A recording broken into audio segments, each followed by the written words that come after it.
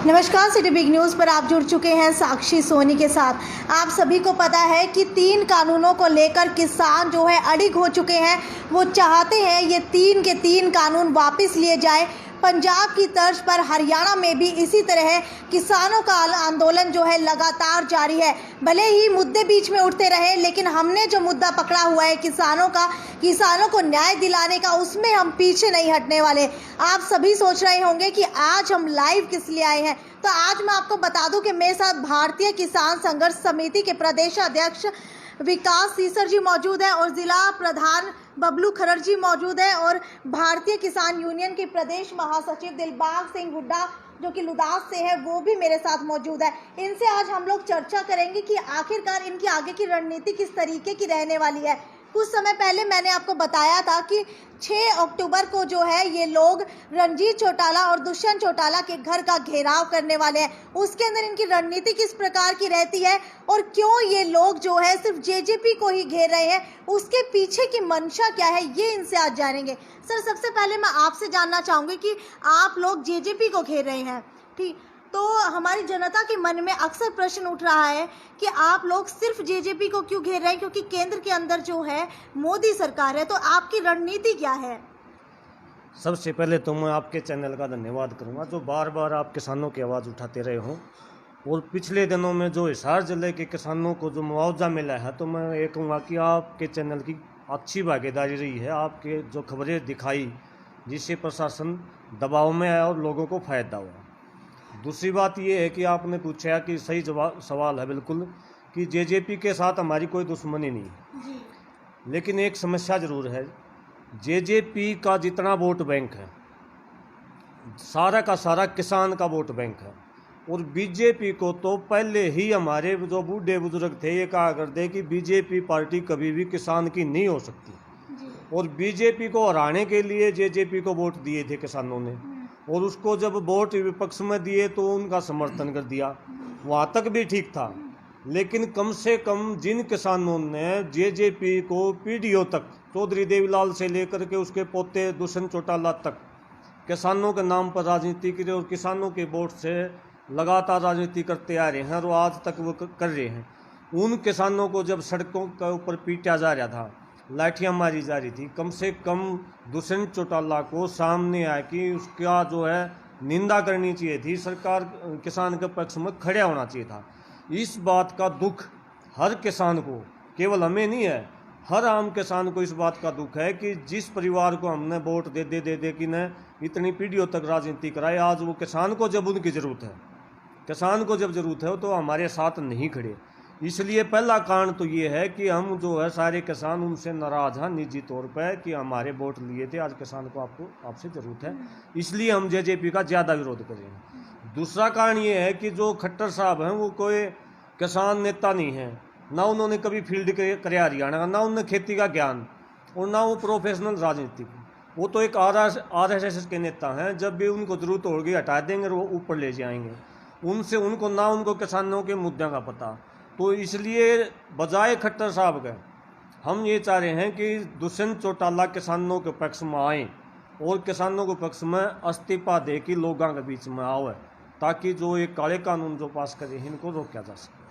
यानी कि सीधे साफ तौर पर हम आपकी बातों से अंदाज़ा लगा सकते हैं कि जेजेपी को आप लोग इसीलिए घेर रहे हैं क्योंकि जेजेपी से आपको लगाव था, जेजेपी से आपको उम्मीद थी कि खट्टर जो है वो तो नहीं आएंगे फील्ड में, लेकिन जो दुष्यंत चौटाला है वो फील्ड के अंदर आएंगे और आप लोगों के साथ खड़े रहेंगे।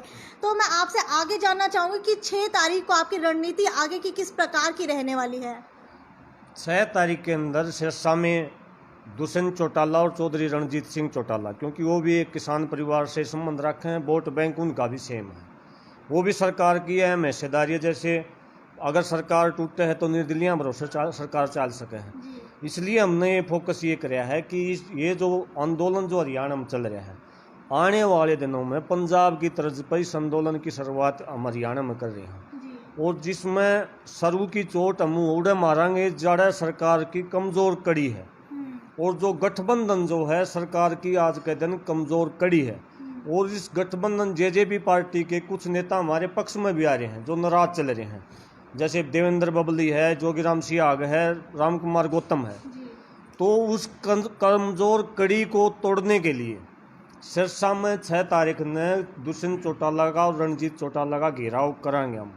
और उस कमज़ोर कड़ी में अगर हम ही सरकार ने तोड़ पावा तो एक पूरा हरियाणा यानी पूरे भारत में ये मैसेज हम देना चाह रहे हैं कि जो किसान वोट दे की सरकार बनाना जानता है वो किसान चोट मार की सरकार को तोड़ना भी जानता है, ताकि आने वाले समय में कोई अधिकारी या कोई नेता या कोई मुख्यमंत्री या कोई प्रधानमंत्री किसान के खिलाफ कलम चलाने से पहले एक बार सोचे। पहली मंशा हमारी ये है। इसीलिए 6 तारीख में ये पूरे हरियाणा के 17 किसान संगठनों का ये एक सामूहिक आंदोलन है। वो सारे हरियाणा से और सारे हरियाणा के कलाकारों को भी हम निजी तौर पर जाके न्योता दे वहाँ।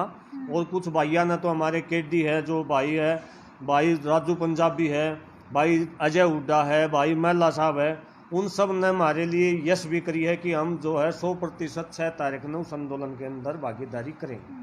यानी कि जो पहले पंजाब के सिंगर देखे जा रहे थे आंदोलन के अंदर उतर चुके थे, अब हरियाणा के जो सिंगर है वो भी लगता है कि इस बार किसानों के साथ खड़े हैं, क्योंकि उनका भी कहना है कि भाई हमें जो अन्न है वो तो किसान ही देता है, हमारे अन्नदाता किसान ही है, हमारे पिता किसान रहे हैं, हमारे दादा किसान रहे हैं, तो क्यों ना हम इनके साथ आंदोलन के अंदर खड़े रहें। सर आगे आपसे जानना चाहूँगी कि बड़ौदा उपचुनाव आ रहा है, तो बड़ौदा उपचुनाव के अंदर क्या लगता है कि इस बार जेजेपी और भाजपा को किस प्रकार से जनता सबक सिखाएगी? बड़ौदा उपचुनाव में अगर आप वहाँ जाके देखोगे किसानों के आंदोलन के कारण से हालात ये बन रहे हैं, किसी की भी पार्टी की ये हिम्मत नहीं पड़ रही है कि हम किसी कैंडिडेट का नाम घोषित कर दें। जहाँ तक बीजेपी जेजेपी का सवाल है उनकी तो होगी जमानत जब्त, लेकिन वहाँ जैसे पिछले दिनों में एक पंचायत का आयोजन भी हुआ किसाना में, और वहाँ ऐसी चर्चा चल रही है कि कोई न कोई किसान संगठन, सारे किसान संगठन मिलकर कोई उम्मीदवार भी अगर उतार देंगे, अगर वो किसी को चुनाव लड़वाते हैं, तो ये सारी पार्टियां योग है कि कहीं किसान इकट्ठा होकर अपना कैंडिडेट ना उतार दें, इसलिए सारे के सारे चुप बैठे हैं। यहाँ तक कि पार्टियां ये रणनीति कर रही हैं कि किसी निर्दलीय उम्मीदवार के ऊपर दाव खेला जाए कि पार्टियों, क्योंकि जो हमारा जो आंदोलन है ना केवल बीजेपी के खिलाफ नहीं है। कांग्रेस भी आली तो भी किसान का भला नहीं होया, INLD भी आली तो भी किसान का भला नहीं होया, जेजेपी भी आली तो भी किसान का भला नहीं होया। कहने का मतलब ये है कि जो भी पार्टियां हैं, राजनीतिक पार्टियां, केवल किसान का उपयोग और उपभोग कर रही हैं, इसलिए किसान सबसे नाराज है। और इसीलिए आने वाले जो चुनाव है हो सकता है कि किसानों की अगर एकता बनी रही तो आपको ऐसा देखने को मिलेगा किसी पार्टी की जरूरत नहीं, किसी टिकट की जरूरत नहीं, कैंडिडेट भी मारा होगा और MLA भी मारा होगा। और इससे पूरे देश के अंदर ये एक मैसेज जाओगा कि किसान को किसी पार्टी की किसी टिकट की जरूरत नहीं है। और जो ये भ्रम फैल रहा है वह टिकट बिना MLA नहीं बन दे, इस भ्रम को तोड़ने का काम बड़ौदा के अंदर किसान करेंगे। तो सर लगभग देखा जाता है कि जो किसान है वो डिपेंडेंट रहते हैं पार्टियों के ऊपर कि कोई ना कोई पार्टी आएगी और उसके बाद ही हमारा जो भला हो सकेगा, लेकिन कभी भी हमारे मतलब हरियाणा की या भारत की राजनीति में ऐसा नहीं होता कि निर्दलीय आदमी खड़ा हो और उसके बाद वो जीत कर आए। तो इस बार आप लोग क्या ये जो है एक ट्रेंड स्थापित करने वाले हैं, जो किसान की तरफ से एक उम्मीदवार उतारा जाएगा और उसके बाद अगर वो जीतता है तो उसके बाद आप लोग दिखा देंगे कि जो किसान है उसको किसी की ज़रूरत नहीं है? अभी जो पिछले 2014 में कांग्रेस सरकार थी उस टाइम पर हम आंदोलन लड़ रहे थे, उस टाइम के मुकदमे आज तक चल रहे हैं। अच्छा। वो जो है 2014 के अंदर हम आंदोलन लड़ रहे थे स्वामीनाथन आयोग की रिपोर्ट लागू करवाने के लिए, जो 2006 में आई। अगर 2006 में कांग्रेस स्वामीनाथन आयोग की रिपोर्ट लागू कर देती तो आज जो ये काले अध्यादेश हैं इनके पीछे जो बीजेपी सरकार लग रही है और किसान को जो सड़कों पे आना पड़ रहा है, तो ये आने की ज़रूरत नहीं थी, क्योंकि स्वामीनाथन आयोग की रिपोर्ट एकमात्र रिपोर्ट ऐसी है जिससे किसान के जीवन पर बहुत बड़ा प्रभाव पड़ेगा और उसका जीवन सुरक्षित हो जाएगा। बिल्कुल, दिल्ली में तो ये लागू हो चुकी है, लेकिन हरियाणा के अंदर अभी तक इंतजार है कब जाके स्वामीनाथन आयोग की रिपोर्ट लागू होगी। हाँ, ये दिल्ली के मुख्यमंत्री का मैं धन्यवाद भी करना चाहूँगा आपके माध्यम से, लेकिन केवल हरियाणा में नहीं, और स्वामीनाथन की आयोग की रिपोर्ट पूरे देश के अंदर जरूरत है, क्योंकि पूरे देश का ही किसान बर्बाद हो चुका है। तो कहीं न कहीं 6 साल 7 साल तक जो है कांग्रेस के दौरान भी हमने आंदोलन करे, उन्होंने वो रिपोर्ट नहीं लागू करी। आज जब हम बीजेपी के खिलाफ लड़ रहे हैं, उस टाइम पर बीजेपी हमारे साथ थी, क्योंकि विपक्ष क्या है कि किसान का फायदा उठा हुआ है। आज जब हम रोड़ा पर हाँ, तो जो कांग्रेस के जो नेता लोग हैं वो बयान दे कि न हमारा फायदा उठाना चाह रहे हैं किसानों का वोट बैंक का, क्योंकि बीजेपी से नाराज होगा तो कांग्रेस का चला जाएगा। तो यह कहीं ना कहीं एक फिक्स गेम खेल रहे हैं, और इसको हम जो है नौजवान किसान होने के नाते, पढ़े लिखे किसान होने के नाते, हम पिछले दिनों से हम इस जो ये जो जाल बन चुका है पार्टियों का, इस जाल को तोड़ने के लिए लोगों को जागरूक कर रहे हैं कि हमने किसी का भी कार्यकर्ता नहीं बनना, हमने किसी भी राजनीतिक पार्टी का, हमने अपनी ताकत देखनी है। जनता की जो ताकत है, लोकतंत्र के अंदर जो पब्लिक प्रेशर ग्रुप है, हम उसका उपयोग करांगे, और कोई भी राजनीतिक पार्टी है उसको हम हमारे पास आना पड़ेगा, न कि हम उनके पास जावांगे। बिल्कुल, अक्सर राजनीतिक पार्टियां सोचती है कि किसान हमारे पास आएंगे, हम क्यों जाएं किसानों के पास। बनने के बाद जो है गांव के अंदर, फील्ड के अंदर कहीं पर दिखाई भी नहीं देते हैं। अभी वो समय जाने वाला है, और इन राजनीतिक पार्टियों का हाल ऐसा होने वाला है कि इनके जोड़े ठनिया कोई नहीं मिलेगा गाँव में, क्योंकि जो लगातार लूटने के कारण थे, इन्होंने किसान को बर्बाद कर दिया। 116 किसान रोज आत्महत्या कर रहे हैं, और इस आंदोलन के चालने के बाद भी, और सरकार के पास इनका आंकड़ा भी नहीं है कि आखिरकार कितने किसान जो है आत्महत्या कर चुके हैं। सरकार तो दिखान दी, इन्हें बैन ला रखा है, कहीं ना कहीं ऐसा इन्हें लगा है कि घर युद्ध नहीं हो जावा है, कहीं ना कहीं ऐसा लग रहा है, क्योंकि आप बार बार सदियों से लूट रहे हैं तो उसके खिलाफ एक क्रोध पैदा हो जाएगा। लेकिन 116 किसान आत्महत्या कर रहे हैं रोजाना, और ये जो आंदोलन चल रहा है, इस आंदोलन के दौरान भी हजारों किसान चलते चलते आंदोलन के दौरान भी आत्महत्या कर रहे हैं। जो आपने बादल का घर के बाद जो है पंजाब के अंदर भी एक किसान ने आत्महत्या कर ली। तो अब किसान ने डिसाइड कर लिया कि आत्महत्या करने की बजाय हम जो है आर पार की लड़ाई लड़ाएंगे। मरना तो घर पे आत्महत्या करके भी है, रोड के ऊपर सरकार के साथ लड़के भी है।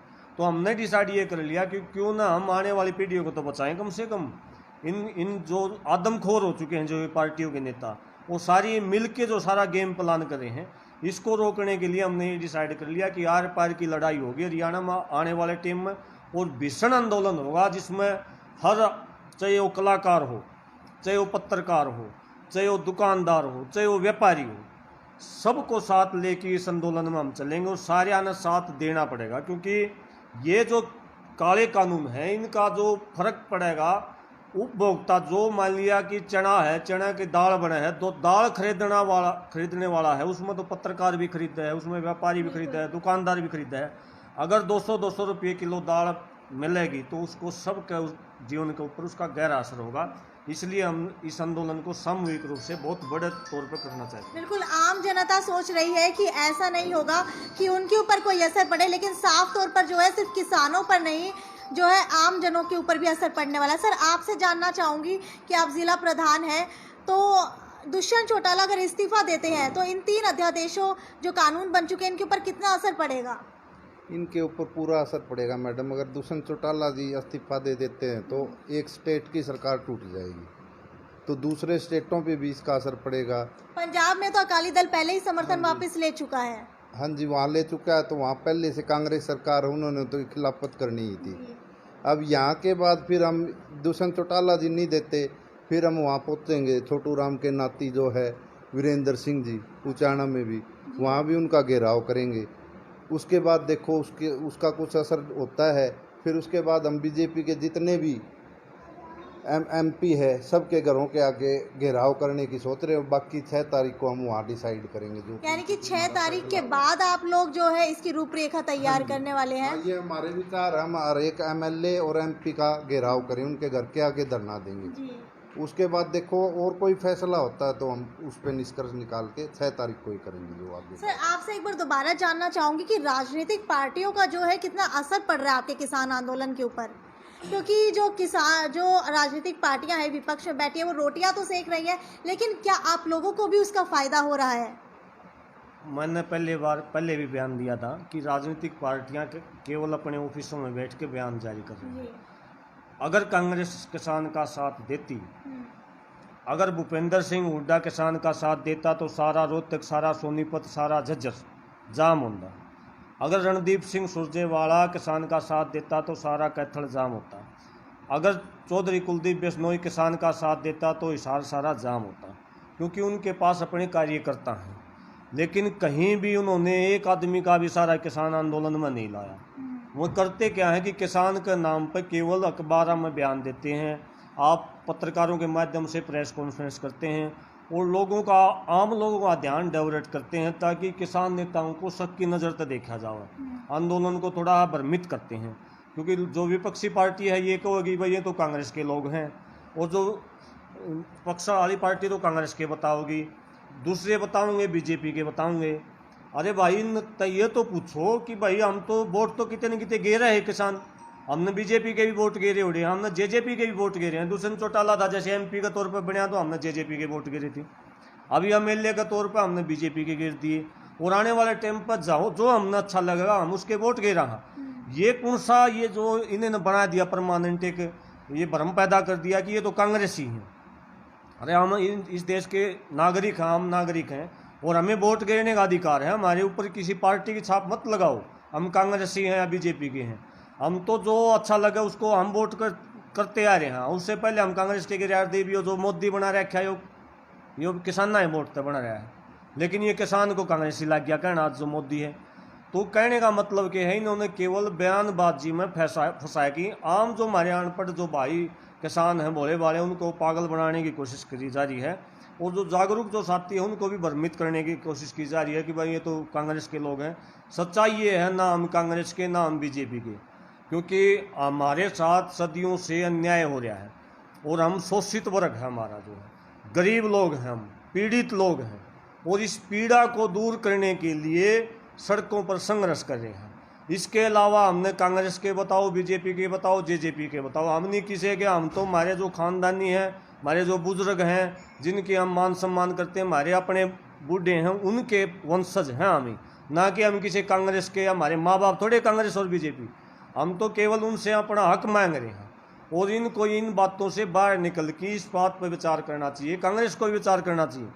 आज भी 7-8 स्टेटा में तो कांग्रेस की भी तो सरकार है, वहाँ कितने कर्जे माफ कर रही है, वहाँ कितना उनका स्वामीनाथन आयोग की रिपोर्ट क्यों नहीं लागू करी। ये जो सवाल जो हम हैं हमारे अब समझ में आ गया, हमने सारी राजनीतिक पार्टियां सवाल करने पड़ेंगे, क्योंकि किसान की हालत केवल एक दिन में नहीं बिगड़ी, इसमें ऑन गोइंग प्रोसेस है। ये जो अध्यादेश है इनका 1990 से शुरुआत है, जब तो कांग्रेस की सरकार थी। हम केवल विरोधी नहीं है कि बीजेपी के विरोधी हैं कि हमने खटरे हटाना नहीं हटाना, हमने तो आप अध्यादेश वापस ले लो, आप जो है एमएसपी के ऊपर कानून बना दो कि एमएसपी से नीचे कोई भी फसल खरीदी नहीं जाओगी। आप जो है 11 लाख करोड़ रुपये उद्योगपतियों के माफ़ कर दिया आपने, आप 7 लाख करोड़ रुपये किसानों के माफ़ कर दो। हम तो बीजेपी नाराजी होगी, खुद वोट देंगे। हमारी जो लड़ाई है केवल पेट की और खेत की लड़ाई है। हम ये भी नहीं चाह रहे कि हमें एमएलए बनाया, हमें राजनीतिक में भाग लेवा, ये तो मजबूरी होगी। आने वाले दिनों में हमने वोट के बारे में बोलना पड़ रहा है। अगर हमारा पेट और हमारा खेत सुरक्षित हो तो कोई दिक्कत नहीं, हमने राज को ये करो। हम 70 साल तक पहले भी नहीं बोल रहे थे, उससे के बाद भी नहीं बोला, लेकिन अब ये सवाल ये आ गया कि जो हमारे जो बच्चे हैं उनकी नस्ल का सवाल आ गया, केवल फसल की बात नहीं रही। क्योंकि अगर ये एक अध्यादेश लागू हो गए तो हमारे आने वाले बच्चे ना तो इन्हें नौकरी छोड़ रखी, इन्हें कह दिया हमारे पास नौकरी नहीं है, ना और कोई कहीं भी आप शहर में बात करके देखो व्यापार नहीं छोड़ रखा, कोई दुकान कर लेता, कोई किसी किस्म का कोई काम कर लेता, सारे काम धंधे ठप कर दिए, सारे महकमे ने प्राइवेट हाथों में बेच दिए। अब जो 65% जो किसान है देश का, उसको किसानी से अगर निकालोगे तो जाएगा कितना। हमने वो ठिकाना पूछा है इन पर, या तो आप इसको निकालो नहीं, इनको आप अपनी भाव दे दो, ये काम पर लगे रहो जैसा पिछले 80 सालों से होता आ रहा है, और या आप इनको रोजगार दे दो, लेकिन ये दे कुछ नहीं रही, ये केवल मौत का सौदा कर रही। सर आपने अभी कहा कि हम सिर्फ अपना पेट भरते हैं, अगर हमारा पेट सुरक्षित हो तो हमें किसी चीज़ की फिक्र नहीं है। तो मैं आपसे ये जानना चाहूँगी कि अगर आपके साथ सरकार संवाद साधती है तो अभी आपने कहा कि हमें एक कानून बना के दिया जाए कि एमएसपी के ऊपर ही खरीद होगी। चलिए वो तो पहले कानून की बात है, लेकिन अगर अगले 2 कानूनों की बात करें तो उसके अंदर आप लोगों की क्या मांग है कि उसके अंदर कोई अमेंडमेंट की जाए या फिर उन दोनों को ही पूर्ण रूप से वापस ले लिया जाए? एक बात तो ये है कि सरकार हमारे साथ आज अगर बातचीत करना चाहो तो हम जो है एमएसपी के ऊपर खरीद का कानून बनवाना चाहते हैं, जिसमें 5 साल की सज़ा का प्रावधान हो कम से कम। एक बात। दूसरी बात यह है कि अगर आंदोलन शुरुआत हो जाए है जैसे पंजाब की तरह, हरियाणा की तरह हो जाए, और जब हम सरकार ने मजबूर कर दिया, जैसे सरकार आज हमने मजबूर करी है, अगर हमने सरकार ने इसने मजबूर कर पाए, अगर मजबूरी में सरकार ने हमारे साथ बातचीत करनी पड़ी, तो हम भी जैसे सरकार हमारा फ़ायदा उठा रही है ना, उसी प्रकार तो हम भी सरकार की मजबूरी का फ़ायदा उठावाएंगे। केवल फिर कानून इन जो 3 अध्यादेशों में बात नहीं रहेगी, उसके बाद हम और विचार कराएंगे जिससे किसान का कुछ और फ़ायदा हो, क्योंकि जब मजबूरी में अगर फंस जाएगी सरकार, फिर तो हम हमारी फ़ायदा उठावाएंगे। तो आगे जो है हम इनसे मांग ये भी कराएंगे कि स्वामीनाथन आयोग की रिपोर्ट भी लागू आप करो और कर्जा माफ़ी भी आप करो, क्योंकि ये 3 अध्यादेश तो इन्होंने कुछ ही दिन पहले लागू करके इन्हें किसान को भ्रमित कर दिया, लेकिन इस पर हमने मजबूरी वंश लड़ाई लड़नी पड़ी है। हमारी जो असली लड़ाई थी वह लड़ाई थी स्वामीनाथन आयोग की रिपोर्ट लागू करवाना और कर्जा माफ़ी करवाना। और अगर हम आंदोलन को सक्सेस कर पाए, किसान एक रहा, तो आप देखोगे आने वाले टाइम में यो है मोदी और यो है खट्टर, ये सारे के सारे मेज पर आया कि ये पूछेंगे भाई किसान क्या चाह रहा है, और किसान उस दिन इनसे मांगेगा कि भाई हम जो है कर्जा मुक्ति चाह रहे हैं और स्वामीनाथन आयोग की रिपोर्ट चाह रहे हैं, क्योंकि उस दिन हमारे अंदर ताकत हो। तो आज अगर पूछते हैं तो हम इस पर मानने तैयार हैं, लेकिन अगर इन्हें लेट कर दिया, देर कर दिया, हमने हमारी लुगाइयाँ थी बाहर काटनी पड़ेगी, हमारे बच्चा थी बाहर काटने पड़ेंगे, उस टाइम पर मैं साफ बताना चाहूँगा कि केवल अध्यादेश नहीं होंगे, उस टाइम पर वह चीज़ होंगी जिससे किसान के जीवन के ऊपर कोई फर्क हो। दिलबाग जी, आपसे जानना चाहूंगी कि 2-3 दिन पहले का ही मुद्दा है और तूल पकड़ता जा रहा है कि एक एडीसी ने 25% हिस्सेदारी मांगी थी, जो मुआवजा अभी आप लोग मांग रहे थे उसके अंदर। तो क्या लगता है कि ये जो है किस तरीके का भ्रष्टाचार फैला हुआ है यहाँ पर? देखिए, मैं पहले तो मैं स्वागत करता हूँ आपके चैनल का जी। कि आप हमारे किसानों की और जो पीड़ित और शोषित हैं उनकी आवाज़ उठा रहे हैं, तो आपका स्वागत और धन्यवाद भी करता हूँ। जैसे आपने कहा एक एडीसी ने रिश्वत मांगी, एडीसी ने नहीं मांगी थी, वो आपके मुंह से वैसे निकल गई। वो एक एडीओ हैं, एग्रीकल्चर डेवलपमेंट ऑफिसर हैं, और बाड्या गांव के जो किसान थे उन्होंने मांगे हैं ये। पर लेकिन ये इतनी गलत बात है, वो किसान के बेटे वो हैं और किसान से रिश्वत मांग रहे हैं। किसान पहले मरा हुआ है, आपके सामने किसानों की फसल सारी बर्बाद हो चुकी है, 100% खराबा है इधर हमारे बाढ़ के एरिए में और सारा डिस्ट्रिक्ट हिसार में। इधर तो सारी की सारी फसलें जो हैं सूखे के कारण, बीमारी के कारण ख़त्म होगी, जैसे हमारी गुआरी की है, मूंग की है, बाजरा की है, नरमा की है। चलो वो आपके चैनल ने भी मदद करी हमारी, और किसानों ने इतनी मजबूती से लड़ाई लड़ी, 15-16 दिन 17 दिन धरने पर रहे बाड़सम तहसील में। तो हमारी उपायुक्त महोदया है, इन्होंने भी हमारी काफ़ी सुनी है बात। तो सारा मिल के चलो कहना मतलब ये है कि उन्होंने हमारे को लिखित में लेटर दे दिया, भाई आपकी गिरदावरी स्पेशल गिरदावरी अब शुरू हो रही है, हो भी चुकी है, और उसका मुआवजा हमारे को मिलेगा। जिन फसलों का मुआवजा है, पहले बीमा है, उनका भी मिलेगा, और जिनका नहीं है उनका भी मिलेगा। ये लेटर दे दिया, सरकार की तरफ से आ गया। तो ये एडीओ जो इस तरह के भ्रष्ट अधिकारी हैं, इनको नौकरी में रहने का कोई अधिकार नहीं है। अरे पहले मरा बैठा है, उसके ऊपर रिश्वत और मांगते हैं। उस आदमी को तो टर्मिनेशन होनी चाहिए, उसकी तो बर्खास्त कर देना चाहिए तुरंत प्रभाव से। और अब जो है हमारा प्रोग्राम भी था वहाँ बड़े जो किसान उनसे मिलने का, और हमारे उपायुक्त महोदय से मिलने का, और जो यहाँ हमारे जो एग्रीकल्चर के जो डिप्टी एग्रीकल्चर डायरेक्टर हैं मिस्टर सियाग हैं शायद, यहाँ उनसे मिलेंगे कि वैसे ऐसे अधिकारियों को यहाँ से तुरंत बर्खास्त किया जाना चाहिए। हमारी तो यही राय है। और किसान तो मरा बैठा है, इसको और मारने लग रहे हैं। तो ये किसान, अगर किसान मर गया, ये समझो कि देश मर गया। किसान जिंदा है तो देश जिंदा है, सारा कुछ इसके ऊपर निर्भर करता है, किसान के ऊपर। एक नीचे पीएनसी लेकर के राष्ट्रपति और प्रधानमंत्री तक सभी देश की रीढ़ की हड्डी है। सारी जीडीपी जो है किसान के ऊपर निर्भर करती है। देखो अब भी इसमें कोविड-19 में भी जो किसानों ने मदद करी है, इतनी जनता का पेट भरा है, वो किसान ने भरा है, और किसी से नहीं हुआ। ये किसान मरता मरता भी अपनी हिम्मत दिखाता है। और कितनी मतलब शर्म की बात है कि हमारे जो हैं, हमारे बेटे जो सीमा पर जो लड़ रहे हैं, वो भी हमारे किसान के बेटे हैं। अगर एक किसी भी के जनसंघी का या किसी बीजेपी के मंत्री का अगर एक भी बेटा अगर सीएम पे कोई शहीद हुआ हो, या इनमें से कोई शहीद हुआ हो, तो आप बताओ, एक का भी नाम बता दो। सारे के सारे हमारे किसान के बेटे। किसान की कोई जाति नहीं होती। किसान कई बार कहते एक जाति विशेष नहीं है, किसान की कोई जाति नहीं है। जो खेती से जुड़ा हुआ वो किसान है। चाहे वो छोटा दुकानदार है वो भी किसान से जुड़ा हुआ है, क्योंकि किसान की जेब में आएगा तभी दुकान पे जाएगा, तभी दुकान चलेगी, पैदावार होगी तो व्यापारी के आड़ती के पास जाएंगे। तो सारा कुछ निर्भर जो है 80% 75% जो सौदा सारा का सारा किसान के ऊपर निर्भर करता है। ये किसान को मार 6 तारीख को जो आप आंदोलन करने वाले हैं वो किस लेवल का होने वाला है? कौन कौन जो है वहाँ पर आने वाला है आपका समर्थन देने के लिए, और उसके आगे की आपकी रूपरेखा किस तरीके की रहने वाली है आंदोलन के बाद? देखिए मैडम, जो 6 तारीख का है वो हमने हमारे यहाँ 25 तारीख को मीटिंग ली थी यहाँ मंडी के अंदर, जिसमें हम 17 संगठन थे उसमें शामिल, और सर्वसम्मति से निर्णय लिया गया था कि भाई 6 तारीख को सिरसा के अंदर जो अपने ये जगह का नाम है दशहरा ग्राउंड है, उसके अंदर महासम्मेलन होगा, चाहे वो महापंचायत कह लो चाहे महासम्मेलन कह लो, उसमें सभी हरियाणा के जो 17 संगठन हैं वो भाग लेंगे, और किसानों के जो बड़े बड़े जिन्होंने किसानों की लड़ाई लड़ी है वो लोग वहाँ आएंगे। और हम किसी राजनीतिक आदमी को वहाँ किसी को नहीं बुला रहे, नहीं बुलाएंगे, हमारे मंच पे कोई राजनीतिक आदमी नहीं आएगा, हम सिर्फ और सिर्फ किसान होंगे जो किसान की बात करेगा।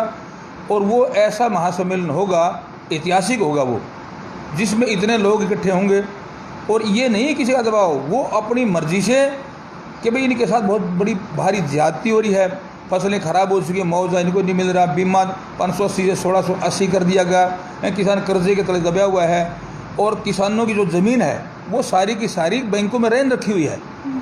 एक किसान के बेटे की एक 200 या 500 रुपये फीस माफ़ नहीं करती है गवर्नमेंट, लगा लो या सरकार लगा लो, और जो बड़े बड़े उद्योगपति हैं उन्हें करोड़ों कर्जे माफ़ हो जाते हैं। अगर एक उद्योगपति का भी कर्जा माफ़ करते हैं ना तो उसके बराबर सारे किसानों को हो जाए, अगर ये चाहें तो किसानी कर्जा मुक्ति भी होनी चाहिए। तो उसके बाद जो वो होगा तो वहाँ जो मुख्यमंत्री है, उप मुख्यमंत्री और बिजली मंत्री है, उनके घेराव भी होगा, और सभी एमपीओं का, क्योंकि ये जो तीनों अध्यादेश हैं ये केंद्र से संबंधित है। विधानसभा यहाँ भी इन्होंने राज्यसभा पास कर दिया, लेकिन संबंधित केंद्र से हैं, ये वापस होंगे तो केंद्र से होंगे, हम समझते हैं इस बात को। तो सभी एमपीओं का घेराव होगा, और ऐसी हालत पैदा हो जाएगी कि कोई भी बीजेपी का मंत्री, कोई बीजेपी का एमपी गांव में नहीं जा सकेगा। एमपी की बात बता दूँ, वहाँ सिरसा में हर जिस गांव में गए वहाँ काले झंडे दिखाए गए हैं, जहाँ भी गए हैं, आपको पत्रकार हो और आपको तो सारा पता रहता है एक चीज़ का, तो इनका हर जगह विरोध है।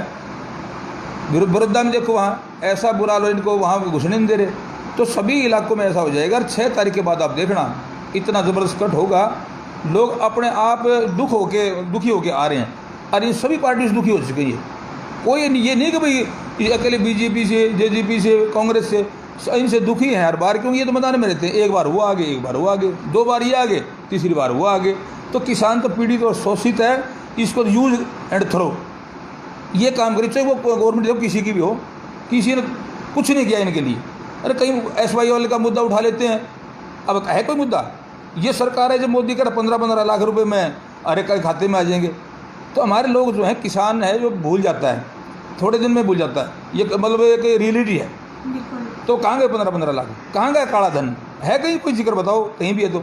लेकिन हम तो ये कहते हैं भाई किसान का भला कर दो भाई। अगर तुमने देश को जिंदा रखना है, देश को स्वतंत्र रखना है, आबाद रखना है, तो किसान की हालत को सुधारो। किसान और जय जवान और जय किसान का जो लाल बहादुर शास्त्री जी कल और महात्मा गांधी जी की जयंती थी कल, वहाँ दिल्ली में भी वहाँ उनको नमन करने, श्रद्धांजलि देने के लिए नहीं जाने दिया गया। हम यहाँ से बहुत सारे किसान गए थे, सारी गाड़ियाँ रोक दी, कोई इधर से निकले, आगे उधर चले गए, फिर बोले टिकरी बॉर्डर से निकल दो, वहाँ पहुँचे, वहाँ भी इतनी आगे दिल्ली पुलिस खड़ी, इधर से कर हरियाणा पुलिस खड़ी, जाने नहीं दिएगा। तो किसान देखो, ये कितनी बड़ी रैली कर लो, ये कितनी बड़ी रैली करो, इनको रोकने वाला नहीं है।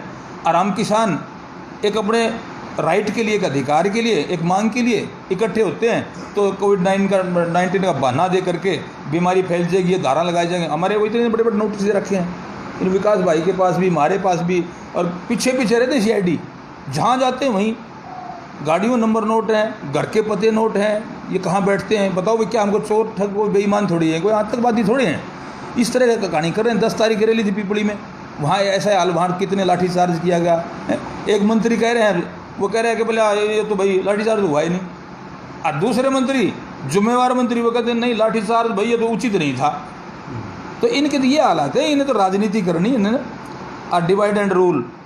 इनने तो एक बहाना मतलब सीधा बना रहा है, समाज को बांट दो, कहीं मंदिर और मस्जिद के उस पर, कहीं हिंदू और मुसलमान के उस पर, कहीं पटेल और पाटीदार के, तो ये जहाँ देख लेते हैं जो मुद्दा है उसको बना लेते हैं। कोई इनके पास बताओ, देखो डेवलपमेंट का मुद्दा, कोई शिक्षा का मुद्दा, हेल्थ का मुद्दा, नहरों का कोई हो, कोई फसलों के लिए कोई दाम की बात हो, नहरों का पानी के लिए बात हो। हमारे पीने का पानी नहीं इस एरिए में, कई बार तो राजस्थान से नहर से ना 800 रुपये में वो लाते हैं बाड़ा समुद्र के एरिए में, टेलों पर पानी नहीं पहुँच रहा, तो कैसे किसान जिंदा रहेगा? चारों तरफ से मार रहे हैं किसान को। बिल्कुल, आप लोगों से मैंने इनकी बात करवाई। ये 2 संगठन के यहाँ पर कार्यकर्ता मौजूद थे। इनका साफ तौर के ऊपर कहना है कि 6 अक्टूबर को जो है ये लोग जो ऊंचे लेवल का प्रदर्शन करने वाले हैं, आंदोलन करने वाले हैं, जिसके अंदर काफ़ी हरियाणवी सिंगर भी इनका समर्थन करने वाले हैं। किसी राजनीतिक लोगों को ये उसके अंदर घुसने नहीं देंगे, राजनीति नहीं करने देंगे, और ये शायद हो सकता है भारत का ऐतिहासिक आंदोलन बन जाए। और इनका ये भी कहना है कि ये भी हो सकता है कि इस बार बड़ौदा उपचुनाव में शायद इनकी तरफ से कोई प्रतिनिधि खड़ा हो जाए, कोई जो इनके साथ काम कर रहा है किसान उम्मीदवार वो खड़ा हो जाए, ताकि ये लोग दिखा सके सरकार को कि सरकार को इनकी ज़रूरत है या नहीं है, और जो इनको है सरकार की ज़रूरत तो बिल्कुल भी नहीं है। तो ये थी साक्षी सोनी की report, city big news bureau, Hisar.